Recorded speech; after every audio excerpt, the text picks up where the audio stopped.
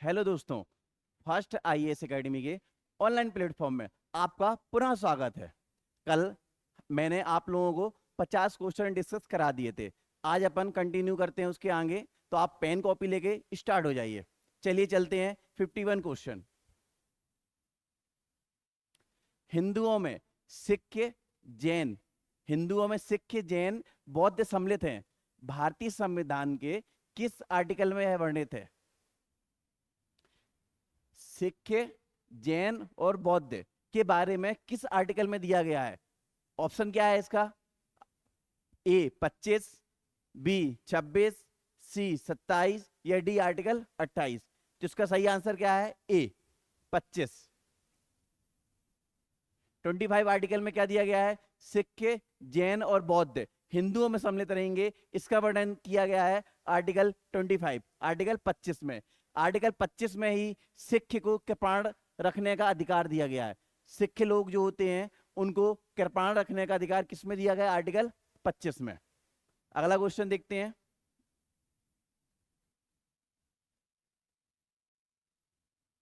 52 52वां question क्या है कि नीति निर्देशक तत्व को संविधान की मूल आत्मा किसने कहा है? नीति निर्देशक तत्व को नीति निर्देशक तत्व को संविधान की मूल आत्मा किसने कहा है? Option A Bhimrao Ambedkar, B Jawaharlal Nehru, C Granville Austin या डी वल्लभ भाई पटेल। तो इसका सही आंसर क्या है? Option C Granville Austin.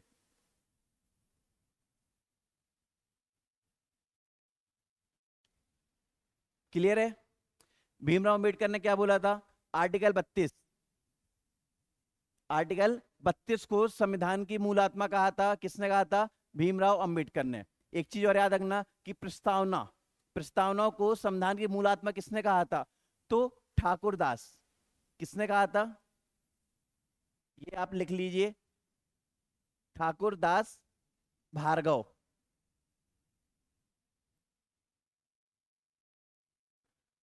Thakurdas Bhargava ने क्या बोला था कि प्रस्तावना को संविधान की मूल आत्मा बोला था। क्लियर है? चलिए अगला क्वेश्चन देखते हैं। 53 53वां क्वेश्चन देखते हैं कि नीति निर्देशक तत्व के संबंध में सही कथन नहीं है। कौन सा कथन सही नहीं है? नहीं में अपन अंडरलाइन करेंगे, गोला लगाएंगे। तो क्या लिखा है? पहला ऑप्शन क्या है? यह समाजवादी है। दूसरा ऑप्शन क्या है? यह गांधीवादी है। तीसरा ऑप्शन क्या है? यह उदार बुद्धिजीवी है। और चौथा ऑप्शन क्या है? यह निरंकुशतावादी है। तो क्या सही है? ए सही है, बी सही है, सी सही है। तो डी क्या है? गलत है। तो क्या पूछा कि कौन सा कथन सही नहीं है? तो ऑप्शन डी इसका सही आंसर है। सही आंसर क्या है? ऑप्शन डी इसका सही आंसर है। तीनों सही हैं, ये गलत है। यही पूछा गया है कथन में क्या सही नहीं है। अगला क्वेश्चन देखते हैं। क्लियर है? 54 54 में क्या बोला है कि 42वें संविधान संशोधन द्वारा किस सिद्धांत को राज्य के नीति निर्देशक तत्व में जोड़ा गया था? 42वां अमेंडमेंट हुआ था, तो कौन सा सिद्धांत है जो डीपीएसपी में जोड़ा गया था? पहला क्या है? ऑप्शन क्या लिखा? पहला कि पुरुष और स्त्री के समान कार्य के लिए समान वेतन, पहला ऑप्शन। ये किस आर्टिकल में दिया गया है? 39। दूसरा ऑप्शन क्या है? उद्योगों के प्रबंधन में कामगारों की सहभागिता। दूसरा ऑप्शन क्या है? कि उद्योगों के प्रबंधन में कामगारों की सहभागिता। यही ऑप्शन सही है जो 42वें संविधान संशोधन में डीपीएसपी में जोड़ा गया था। क्या जोड़ा गया था? कि उद्योगों के प्रबंधन में कामगारों की सहभागिता। ठीक है। तीसरा ऑप्शन क्या दिया गया है? कि कुछ दशाओं में काम, शिक्षा और सार्वजनिक सहायता पाने का अधिकार। क्या किस आर्टिकल में है? किस आर्टिकल में? तो आर्टिकल 41। श्रमिकों के लिए निर्वाह योग्य मजदूरी, चौथा ऑप्शन। ये किस आर्टिकल में है? तो 43 में। किसमें दिया गया ये? 43 में। काम की मानवीय दशाएं एवं प्रसूति सहायता, ये किसमें दिया गया है? कौन सा आर्टिकल है? 42। कौन सा आर्टिकल है? 42। तो इसका सही आंसर क्या है? कि ऑप्शन नंबर बी, कि उद्योगों के प्रबंधन और कामगारों की सहभागिता, ये 42वें संविधान संशोधन में जोड़ा गया था डीपीएसपी में। तो करेक्ट आंसर हो गया बी। क्लियर सभी को? इसका सही आंसर क्या है? बी। ये पहले से जोड़े थे, सिर्फ ये वाला ऑप्शन है बी नंबर जो कब जोड़ा गया था? 42वें संविधान संशोधन में। अगला क्वेश्चन देखते हैं 55, संविधान सभा के से संबंधित सत्य कथन। क्या बोला? कि संविधान सभा से संबंधित सत्य कथन 55 में।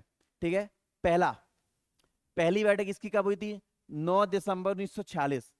पहली बैठक 9 दिसंबर 1946 में, सही आंसर है, सही है ये चीज। 11 दिसंबर 1946 को राजेंद्र प्रसाद स्थायी अध्यक्ष एवं एससी मुखर्जी और बीटी कृष्णमाचारी उपाध्यक्ष निर्वाचित किए गए थे, ये भी सही है। 15 दिसंबर 1946 को जवाहरलाल नेहरू द्वारा उद्देश्य प्रस्ताव प्रस्तुत किया गया था, यह गलत है। कब किया गया था? 13 दिसंबर। कब किया गया था? 13 दिसंबर को। चौथा ऑप्शन क्या है? कि 26 जनवरी 1947 को यह प्रस्ताव सर्वसम्मति से स्वीकृति हुआ था, यह भी गलत है। ये कब हुआ था? 22 जनवरी 1947 को यह स्वीकृत हुआ था। तो कौन सा ऑप्शन सही है? 1 और 2, मतलब ऑप्शन ए सही है इसका। क्लियर सभी को? 9 दिसंबर 1946 को पहली बैठक, सही है। 11 दिसंबर 1946 को राजेंद्र प्रसाद अध्यक्ष बने थे, बिल्कुल सही है। और उपाध्यक्ष कौन से? एससी मुखर्जी और बीटी कृष्णमाचारी, ये भी सही है। उद्देश्य प्रस्ताव कब आया था? 13 दिसंबर 1946 को उद्देश्य प्रस्ताव आया था। ठीक है, और 22 जनवरी 1947 को यह स्वीकृत हुआ था। तो 3 और 4 गलत है, 1 और 2 सही है, तो ऑप्शन ए सही है। क्लियर सभी को? कोई दिक्कत है यहां तक? ठीक है, आगे चलते हैं 56 क्वेश्चन। 56वां क्वेश्चन क्या है? कि 44वें संविधान संशोधन के संबंध में निम्नलिखित में से सही कथन नहीं है। कौन सा कथन सही नहीं है? किसमें? 44वें संविधान संशोधन के संबंध में। ऑप्शन नंबर 1 क्या दिया गया है? कि राष्ट्रपति द्वारा राष्ट्रीय आपातकाल की घोषणा केवल मंत्रिमंडल की लिखित सिफारिश पर ही की जाती है, तो बिल्कुल सही है, की जाती है। राष्ट्रीय आपातकाल, बी नंबर क्या है? राष्ट्रीय आपातकाल की न्यायिक समीक्षा नहीं की जा सकती, यह गलत है, की जा सकती है। सी क्या दिया गया है? आपातकाल की उद्घोषणा अथवा इसके जारी रहने का प्रत्येक प्रस्ताव संसद के दोनों सदनों द्वारा विशेष बहुमत से पारित होना चाहिए, बिल्कुल सही, होना चाहिए।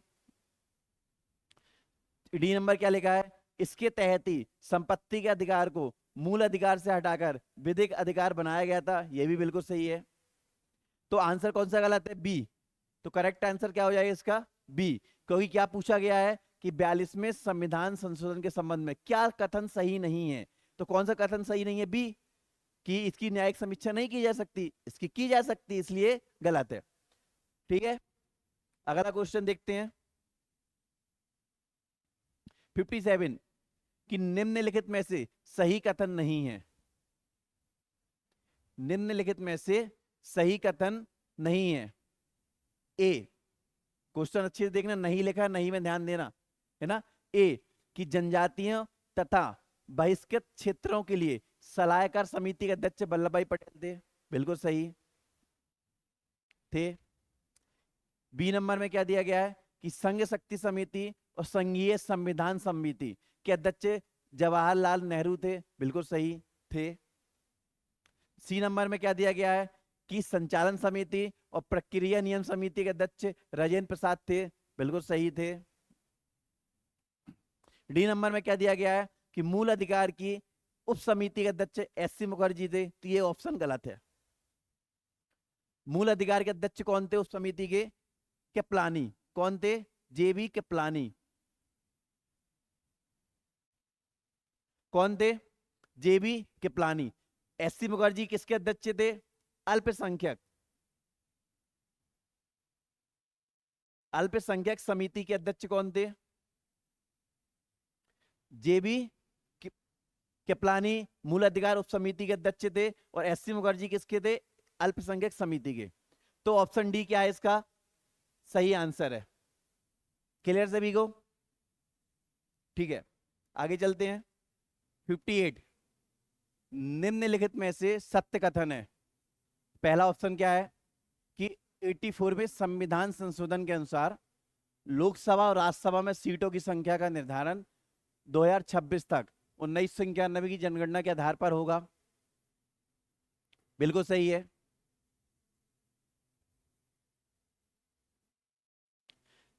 दूसरा ऑप्शन क्या है कि 87वें संविधान संशोधन के अनुसार निर्वाचन क्षेत्रों का पुनः निर्धारण वर्ष 2001 की जनगणना के आधार पर होगा। यह भी बिल्कुल सही है। तो 1 और 2 दोनों सही है, तो इसका सही आंसर क्या हो जाएगा? सी। दोनों सही है। 84 में अमेंडमेंट भी सही है, 87 अमेंडमेंट भी सही है। क्लियर सभी को? अगला क्वेश्चन देखते हैं 59। किस संविधान संशोधन द्वारा मंत्रिमंडल की कुल सदस्य संख्या का 15% तक सीमित कर दिया गया है? तो कौन सा है? तो कौन सा संविधान संशोधन है? तो 91, ऑप्शन नंबर सी। 91 अमेंडमेंट हुआ था 2003 में, जिसमें क्या किया गया था कि मंत्रिमंडल की कुल संख्या कितनी रहेगी? 15%। टोटल की 15% रहेगी मंत्रिमंडल की कुल संख्या। ठीक है, तो करेक्ट आंसर क्या है? 91 अमेंडमेंट 2003। क्लियर है? यदि यूटी की बात करें तो यूटी के लिए प्रावधान कितना है? 10%। यूटी के लिए 10% का है और राज्यों के लिए कितना है? 15%। क्लियर सभी को? अगला क्वेश्चन देखते हैं कि राष्ट्रपति के निर्वाचन के संबंध में सही विकल्प है। क्या है कि राष्ट्रपति के निर्वाचन के संबंध में सही विकल्प अपन को चुनना है। कौन सा है? तो पहला क्या लिखा है कि राष्ट्रपति के निर्वाचन की रीति का वर्णन आर्टिकल 55 में है। बिल्कुल सही है। रीति का वर्णन किस में है?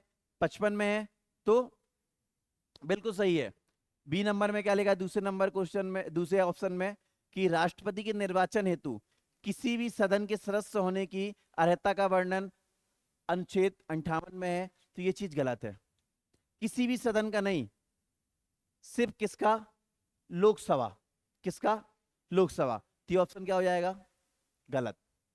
किसी भी सदन नहीं, सिर्फ लोकसभा का वो मेंबर होने की अर्हता होना चाहिए, बस। तीसरा ऑप्शन क्या दिखा है कि राष्ट्रपति के निर्वाचन का मंडल, राष्ट्रपति का निर्वाचन का मंडल का वर्णन किसमें? आर्टिकल 54 में है। बिल्कुल सही। चौथा ऑप्शन क्या लिखा है कि राष्ट्रपति पर महाभियोग चलाने की प्रक्रिया का वर्णन आर्टिकल 59 में है। तो ये ऑप्शन गलत है। किसमें है? 61, 61। महाभियोग किसमें है? 61 में है। तो ये भी ऑप्शन गलत है। तो सही ऑप्शन क्या होगा? 1 और 3। तो 1 और 3 मतलब बी ऑप्शन सही है।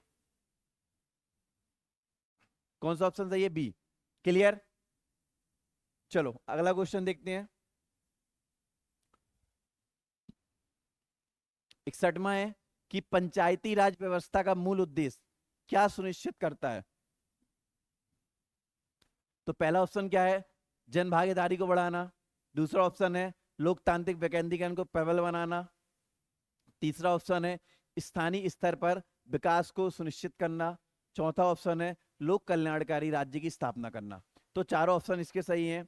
1, 2, 3, 4 चारों सही हैं। तो इसका ऑप्शन आंसर क्या हो जाएगा? सही आंसर बी। राइट आंसर क्या है इसका? बी। चारों सही हैं। अगला क्वेश्चन देखते हैं 62वां कि अविश्वास प्रस्ताव, अविश्वास प्रस्ताव के संबंध में क्या सही नहीं है? यहां पे ये चीज याद रखना, नहीं में गोला लगाना आप लोग, कि अविश्वास प्रस्ताव के संबंध में क्या सही नहीं है। सो ऑप्शन ए क्या लिखा है कि यह विपक्ष द्वारा लाया जाता है। बिल्कुल सही है। किसके द्वारा? विपक्ष द्वारा लाया जाता है। बी ऑप्शन क्या है कि इसे प्रस्तुत करने हेतु 50% सदस्यों का समर्थन आवश्यक होता है। गलत। ये गलत है। 50% नहीं, सिर्फ 50 सदस्य।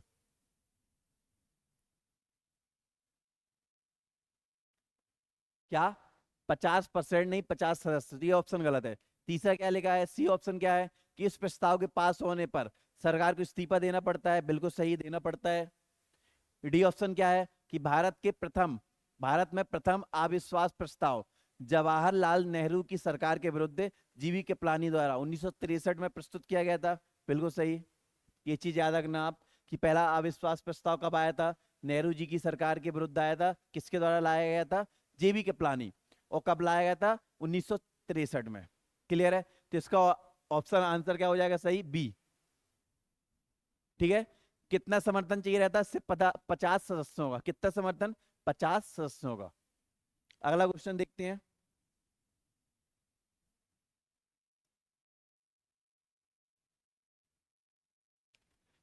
तिरसठवां क्वेश्चन देखते हैं कि भारतीय संविधान की प्रस्तावना में सामाजिक, आर्थिक और राजनीतिक न्याय का आदर्श किस राज्य से लिया गया है? क्या बोला उन्होंने? कि भारतीय संविधान की प्रस्तावना में सामाजिक, आर्थिक और राजनीतिक न्याय का आदर्श किस राज्य से लिया गया है? ऑप्शन क्या है? पहला एक फ्रांस, बी ऑप्शन क्या है? संयुक्त राज्य अमेरिका, सी ऑप्शन क्या है? कनाडा, और डी ऑप्शन क्या है? रूस, सोवियत संघ रूस। तो इसका सही आंसर क्या है? डी। क्या है सही आंसर? डी। कहां से लिया गया है? रूस। कहां से लिया गया है? रूस। यदि गणतंत्र पूछे तो फ्रांस से अपन ने क्या लिया? गणतंत्र लिया है। स्वतंत्रता, समानता, बंधुत्व की भावना अपन ने कहां से लिए? फ्रांस से लिए। ठीक है। और यदि राष्ट्रपति का महाभियोग यूएसए से लिया गया अपन ने। और राज्यपाल का पद कहां से लिया है? कनाडा से। कनाडा से क्या लिया? राज्यपाल का पद। अगला क्वेश्चन देखते हैं।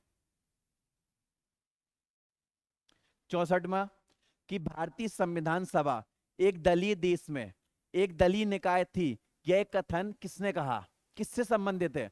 कि भारतीय संविधान सभा एक दलीय देश में एक दलीय निकाय थी। किसने कहा था ये?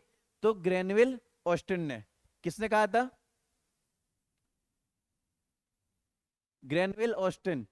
Option B. क्लियर?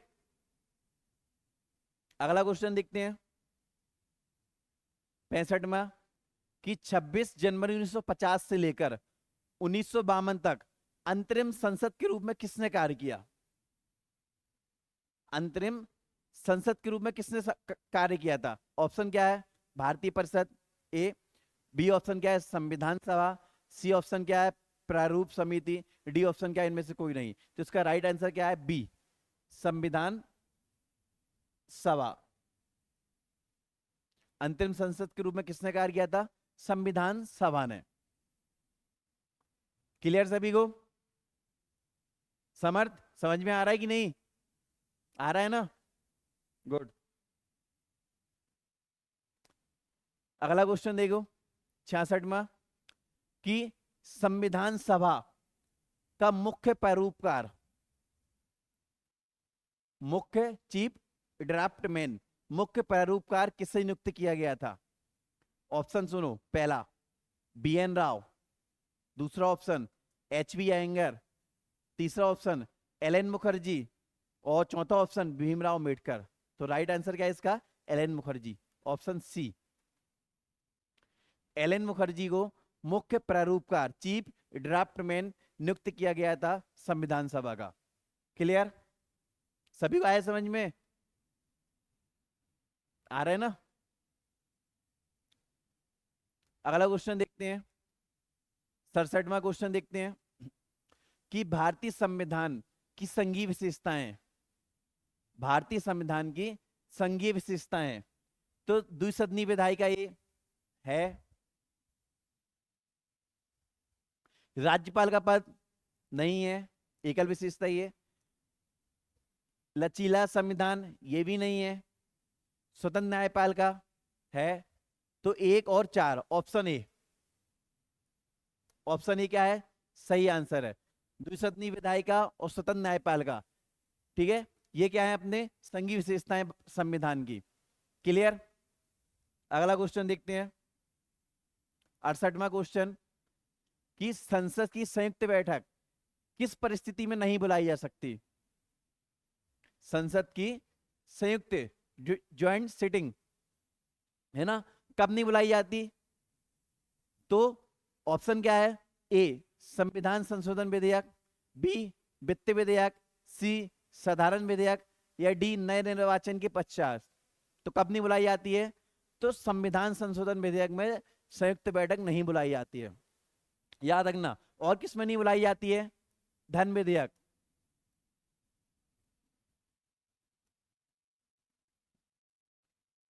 धन विधेयक और संविधान संशोधन विधेयक में संयुक्त बैठक नहीं बुलाई जाती है। संयुक्त बैठक आर्टिकल क्या है 108 108 में क्या दी गई है संयुक्त बैठक। धन विधेयक की डेफिनेशन दी गई है 1110 में 110 में, लेकिन धन विधेयक की प्रोसेस प्रक्रिया किसमें दी गई है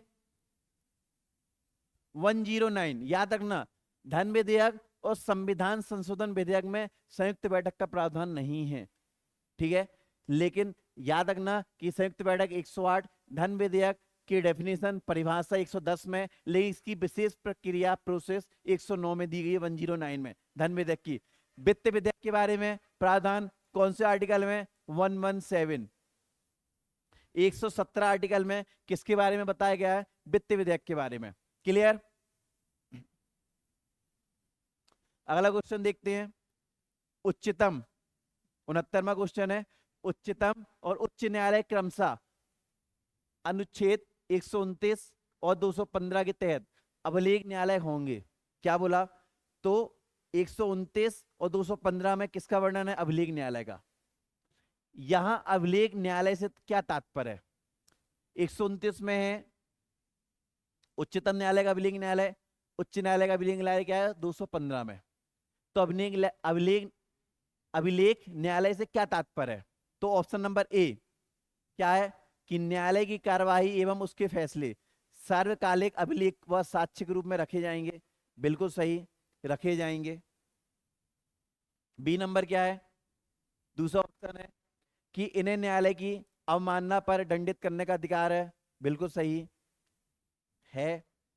तीसरा ऑप्शन क्या है कि न्यायिक कार्यवाही की निष्पक्ष व उचित आलोचना को न्यायालय की अवमानना नहीं माना जाएगा। बिल्कुल सही। तो इसका सही आंसर क्या है ऑप्शन ए। राइट आंसर क्या है ए। तीनों सही है। अब आप यहां तीसरे में आपको कंफ्यूजन हो रहा होगा थोड़ा, तो आप समझिए कि यदि कोई भी न्यायालय कोई कार्यवाही कर रहा है और यदि किसी भी लॉ हो गया विधि हो गई उसकी आलोचना कर रहा है और उचित है वो आलोचना तो उसको अवमानना नहीं माना जाएगा।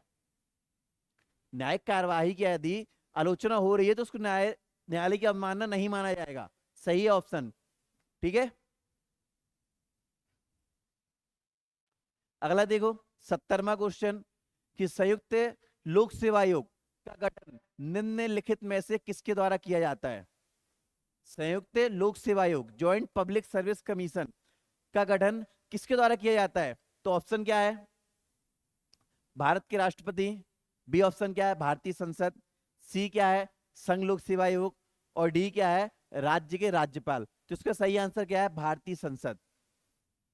बी संयुक्त लोक सेवा आयोग का गठन किसके द्वारा किया जाता है संसद के द्वारा। किसके द्वारा किया जाता है संसद के द्वारा। किस आर्टिकल में लिखा है आर्टिकल 315 2 में लिखा है कि संसद विधि कानून बनाकर किसका संयुक्त लोक सेवा आयोग का गठन कर सकती है। क्लियर है। अगला क्वेश्चन देखते हैं 71 कि निम्नलिखित में से सही कथन नहीं है। कौन सा तथ्य है जो सही नहीं है तो नहीं में अपन को गोला लगाना है। क्या दिया है भेदभाव का निषेध आर्टिकल 17 सही है। दूसरा क्या दिया गया है कि समूह या संघ बनाने का अधिकार, समूह या संघ बनाने का अधिकार आर्टिकल 19 ये भी बिल्कुल सही है। निजता का अधिकार आर्टिकल 20 गलत है। निजता का अधिकार किसमें है 21 आर्टिकल 20 में नहीं है। आर्टिकल 21 में निजता का अधिकार है। 20 में क्या है दो सिद्धि के संबंध में संरक्षण। 20 में क्या है कि दो सिद्धि के संबंध में संरक्षण किसमें आर्टिकल 20 में। 21 में क्या दिया गया है निजता का अधिकार। डी नंबर ऑप्शन क्या है स्वास्थ्य का अधिकार आर्टिकल 21 में बिल्कुल सही है। तो इसका सही आंसर क्या हो जाएगा सी कि निजता का अधिकार आर्टिकल 20 में नहीं है बल्कि किसमें है आर्टिकल 21 में। क्लियर। अगला क्वेश्चन देखते हैं 72वां क्वेश्चन कि नियंत्रक एवं महालेखा परीक्षक की टीका टिप्पणी पर उचित कार्रवाई करने की अंतिम जिम्मेदारी किसकी है। कैग पर टीका और टिप्पणी करने की अंतिम जिम्मेदारी किसकी है तो पहला ऑप्शन क्या है, राष्ट्रपति की। बी ऑप्शन क्या है, उच्चतम न्यायालय की। सी क्या है, संसद की। डी क्या है, राष्ट्रीय विकास परिषद की। तो किसकी है, भारत के राष्ट्रपति की। किसकी है, भारत के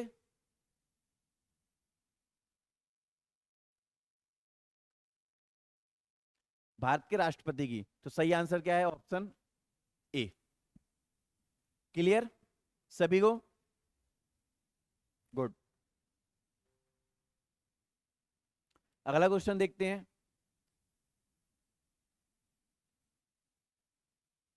73, निम्नलिखित में से सही तथ्य नहीं है। निम्नलिखित में से सही तथ्य नहीं है। ऑप्शन ए, भेदभाव का निषेध, आर्टिकल 15 में, बिल्कुल सही है। संघ बनाने का अधिकार, आर्टिकल 19 में है, यह भी सही है। जीवन रक्षा का अधिकार, आर्टिकल 20 में है, गलत। ये किसमें है,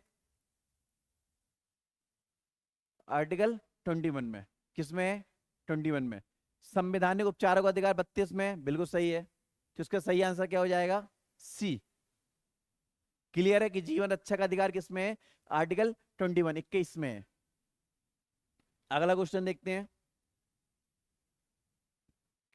74वां क्वेश्चन देखो कि मंत्रिपरिषद लोकसभा के प्रति सामूहिक रूप से उत्तरदायी है, यह किस संवैधानिक अनुच्छेद में वर्णित है। किस आर्टिकल में यह बताया गया है कि मंत्रिपरिषद लोकसभा के प्रति सामूहिक रूप से उत्तरदायी है।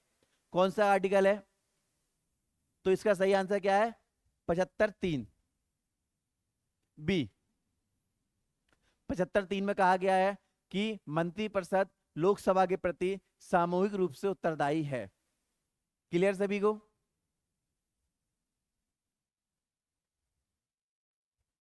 अगला क्वेश्चन देखते हैं कि निम्नलिखित में से सही सुमेलित नहीं है।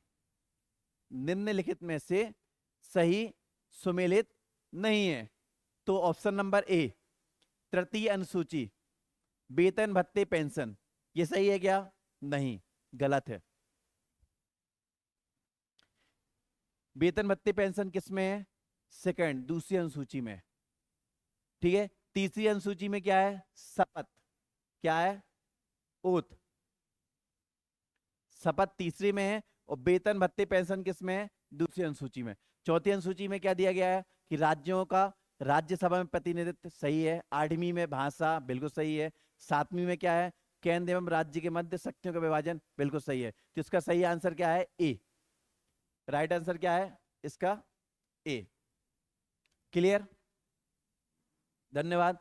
आप फास्ट आईएएस एकेडमी के ऑनलाइन प्लेटफॉर्म में इसी प्रकार बने रहिए। अगली क्लास अपन कल मिलते हैं। बहुत बहुत धन्यवाद।